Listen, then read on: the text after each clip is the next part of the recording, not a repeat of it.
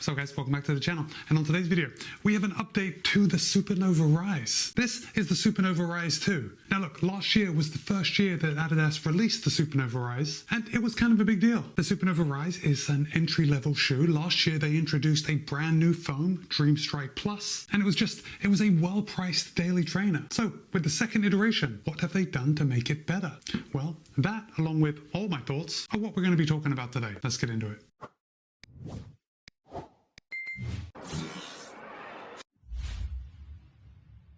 Okay, full disclosure, Adidas was good enough to send me this pair of the Supernova Rise 2 for the purpose of review. However, they haven't told me what to say. They don't have any editorial privileges, and all the thoughts and opinions are my own. With that said, you're going to be able to pick up a pair of the Adidas Supernova Rise 2 for $140. And look, best news is the price hasn't gone up. So let's get into some details. And you know what? I think we're going to start with some specs. Let's start with the stack height, because I think that's a fair question that people have when they're looking at a new shoe. They want to know how much foam is underfoot, and the Supernova Rise 2 has 36 in the heel, 26 in the forefoot for a 10mm drop. Now, Adidas claims that in a US men's size 9, the Supernova Rise 2 would tip the scale at 9.7 ounces, which is about 275 grams. However, in my size, a US men's size 13, the Supernova Rise tips the scale at 11.4 ounces or 323 grams. Now, let's just go back and look at the Supernova Rise, the original. And in my size, the original Supernova Rise tipped the scale at 12.1 ounces or 342 grams. So that means that the Supernova Rise 2 in my size has dropped 19 grams in weight. So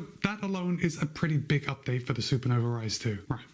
So let's start at the top and work our way down. And if I hold this up, you can see this is definitely a daily trainer. Like, it's very well padded around this heel collar, which is a good thing, right? Like, when we're going out for our daily miles, we want a lot of comfort. We want that padding. And the Supernova Rise 2 definitely has it. Now, the heel counter is super rigid. It is very unlikely you're going to have any heel slip in the Supernova Rise 2 just because of how much padding is here and the sturdy heel counter. Now, for the upper, Adidas is using a refined sandwich mesh upper. And I say refined like it's been refined from the original version. And basically, the upper is where Adidas has made the changes on the Supernova Rise 2 from the Supernova Rise. And basically, they've refined it. They've made it lighter.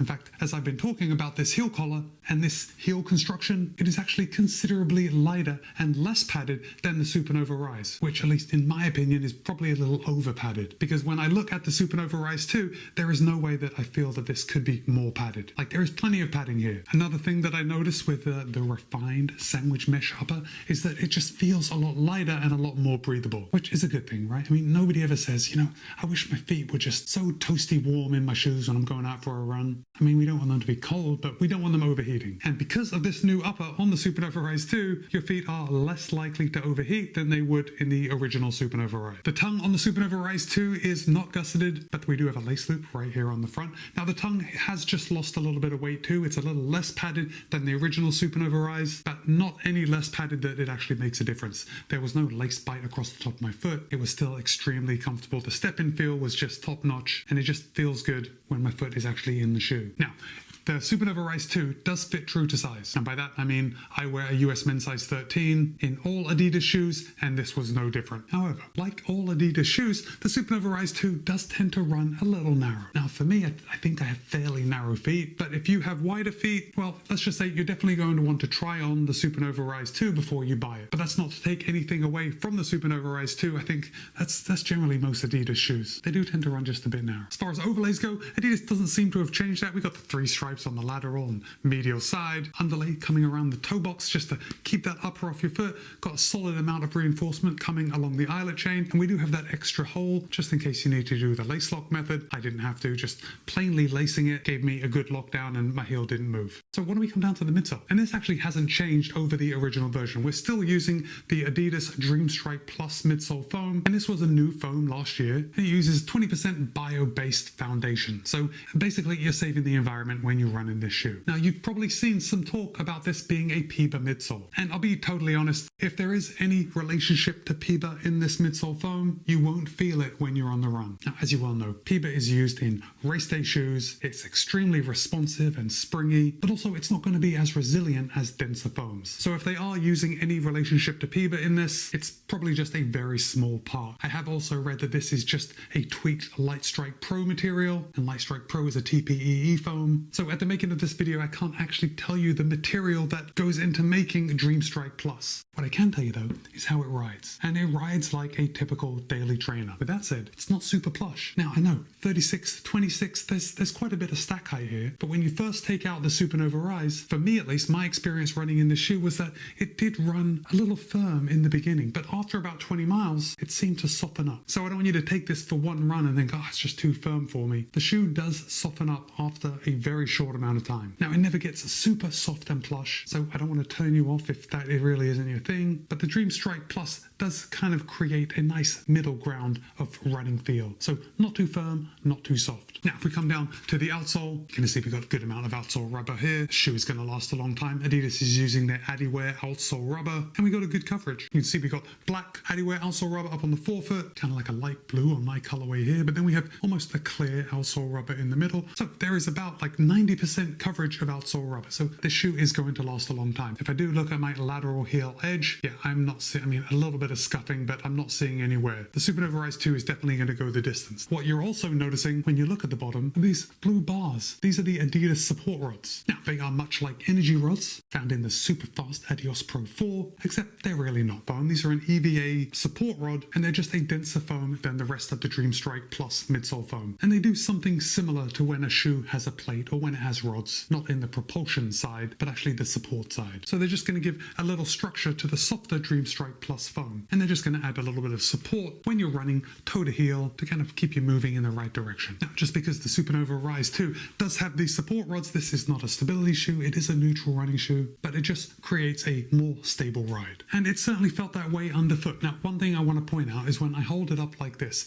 you can see there isn't a lot of sole flare. So the Supernova Rise 2 actually doesn't feel really big on your foot, which is actually quite refreshing to me. It seems like some brands, or I shouldn't say brands, but some daily trainers are just getting bigger and bigger and bigger. And to increase stability, even if it's a neutral shoe, they introduced a lot of sole flare, and the base of the shoe is just very wide. Not so on the Supernova Rise. Actually, when it's on your foot, it doesn't feel like there's a lot there. It's quite a minimal shoe. I mean, for a daily trainer, it's a minimal shoe. And it actually feels fairly low to the ground. Now, that probably has something to do with the midsole foam being a little on the firmer side, and that slightly firmer foam just introduces a little bit of ground feel. But I'd say it also makes the Supernova Rise 2 feel more like a traditional running shoe. Like the shoe isn't totally separating you from the run itself the way a lot of other max stack height shoes make you feel on the run. Like when you're running, you can feel the road, you can feel how fast you're running, but this is still a daily trainer.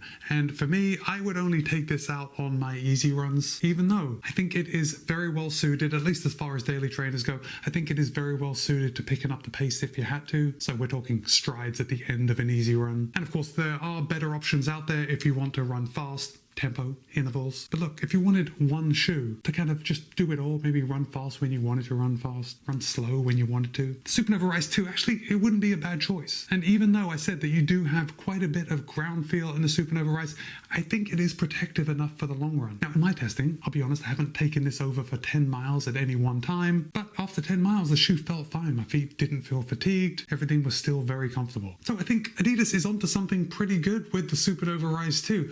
My only question is, even though we have a lighter upper, if the original Supernova Rise goes on sale, you know, I'm not sure if the update is enough to stop me from buying the original Supernova Rise. Yes, I would definitely prefer the lighter upper. I like the changes that they've made to the upper, but if the Supernova Rise was like steeply discounted, I don't know. I think I'd rather go with that. Which brings me to another issue that I thought about when I was running in the Supernova Rise 2. And we're going to keep it in-house. We're going to keep talking about Adidas. When I was running in the Supernova Rise 2, I did keep thinking about the Adidas SL2. Now the Adidas SL2 is $10 less than the Supernova Rise 2. The SL2 has 36 in the heel, 27 in the forefoot, so a 9mm drop compared with a 10mm drop, but the heel stack height is the same. And as far as weight goes, remember in my size, the Supernova Rise 2 weighed 342 grams. The SL2 in my size weighs 290 grams. So I don't know, if you're looking for a new Adidas shoe, I think you've got some choices to make. Now, granted, the SL2 was on my best shoes of 2024 list, so I'm very partial to this shoe. I think it does just a little bit of everything. Maybe I would take out the Supernova Rise 2 on like really long runs, but also if you're going out for really long runs, do you want that extra weight? I don't know.